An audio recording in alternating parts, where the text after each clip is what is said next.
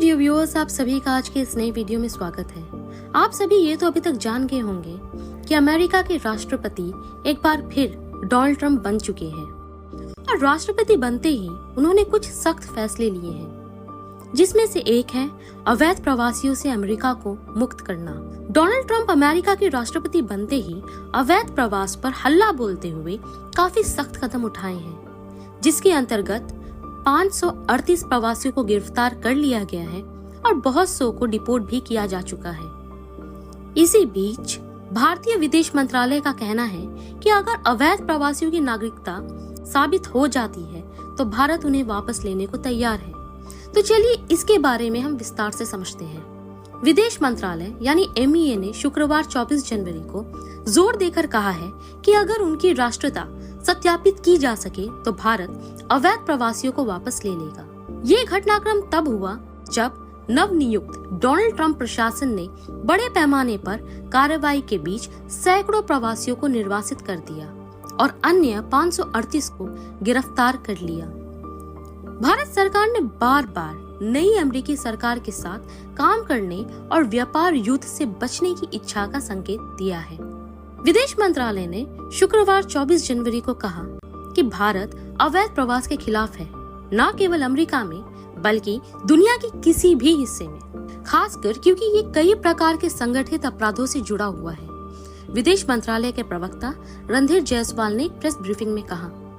प्रवक्ता ने आगे कहा, अमेरिका में ही नहीं बल्कि दुनिया के किसी भी हिस्से में अगर भारतीय नागरिक अवैध रूप से रह रहे हैं या उनका वीजा खत्म हो गया है, उनके पास उचित दस्तावेज नहीं है, तो यदि हमें उनके दस्तावेज उपलब्ध कराए जाते हैं और ये पुष्टि हो जाती है कि वे भारतीय नागरिक हैं, तो हम उन्हें वापस लेने के लिए तैयार हैं। हम उनकी वापसी की प्रक्रिया को सुगम बनाएंगे।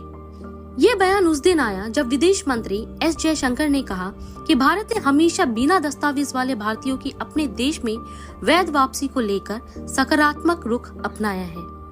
जयशंकर ने कहा, एक सरकार के रूप में हम वैध प्रवास का समर्थन करते हैं क्योंकि हम वैश्विक कार्य क्षेत्र में विश्वास रखते हैं। हम चाहते हैं कि भारतीय प्रतिभा और कौशल को वैश्विक स्तर पर अधिकतम अवसर मिले।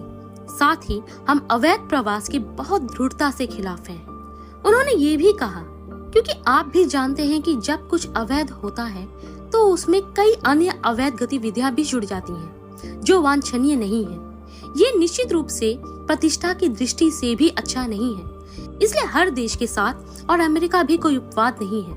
हमने हमेशा ये कहा है कि यदि हमारा कोई भी नागरिक अवैध रूप से वहाँ है और अगर हमें यकीन है कि वे हमारे नागरिक हैं, तो हम हमेशा भारत में उनकी वैध वापसी के लिए तैयार हैं। जयशंकर ने उन समाचार रिपोर्टों पर एक प्रश्न का उत्तर देते हुए कहा कि भारत अमेरिका में लगभग 18,000 भारतीयों के निर्वासन के लिए ट्रंप प्रशासन के साथ काम कर रहा है, जिनके पास या तो दस्तावेज नहीं है या अपने वीजा अवधि से अधिक समय तक रुके हुए हैं। इस बीच ट्रंप के नेतृत्व वाली नई अमेरिकी सरकार ने इस सप्ताह इतिहास का सबसे बड़ा सामूहिक निर्वासन अभियान शुरू किया।